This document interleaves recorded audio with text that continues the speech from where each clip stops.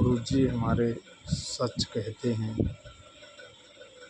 तो यहाँ किसके ऊपर फूला बैठा है और किसके लिए अपना मान रहा है।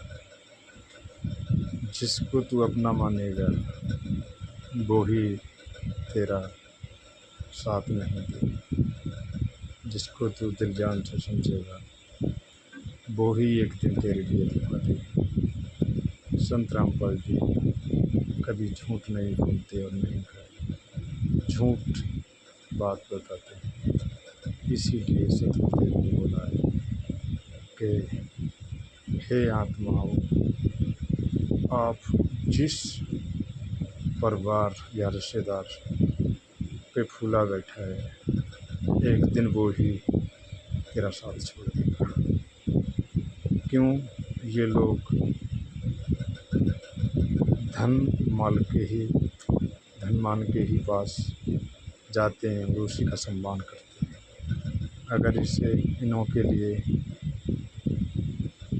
खाना मांस मदिरा इसके लिए अगर इसको ग्रहण कराओगे तो आपके पास आधी रात में चले आएंगे।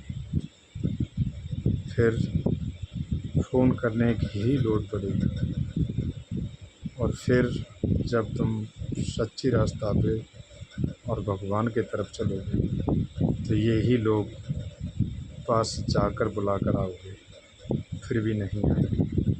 क्योंकि ये संसार मतबली है और ये संसार अपना नहीं है। एक दिन सभी को यहाँ से जाना है और फिर भी हम यहाँ अपना मन के लिए लड़ाई करते हैं। गुरुजी कहते हैं इस परिवार के खातिर तू मुझे छोड़ देगा और जब चार पाए का बन के घूमेगा तो ये तेरा साथ नहीं है। ये ना पहले तेरे थे अब तेरे हैं। तेरे लिए दिखाया जा रहा है कौन तेरा है। अरे पुण्य आत्मा, तेरा तो भगवान ही है और भगवान ही आपकी रक्षा करेगा और भगवान ही आपके लिए परेशानी से दूर करेगा। ये इंसान कभी परेशानी के लिए दूर नहीं कर सकता। ये फंसा तो सकता है, निकाल नहीं सकता है। ये सच है। जो भक्ति मार्ग पे चलेगा उसके लिए सज़ा ही मिलेगी और उसके लिए परेशानी ही मिलेगी। इसी आप भगत को, ऋषि मुनि को उठाकर देख सकते हैं। सभी के लिए दुख और परेशानी और जब एंड में जाकर उसके लिए परमात्मा मिला है। आज उन लोगों की कहानी सुनाते हैं और जब कोई व्यक्ति करना चाहता है परमात्मा की सेवा तो ये लोग उसके लिए नीच बताते हैं। तो भाई ये दोगलापन इस संसार में है, भगवान के पास नहीं।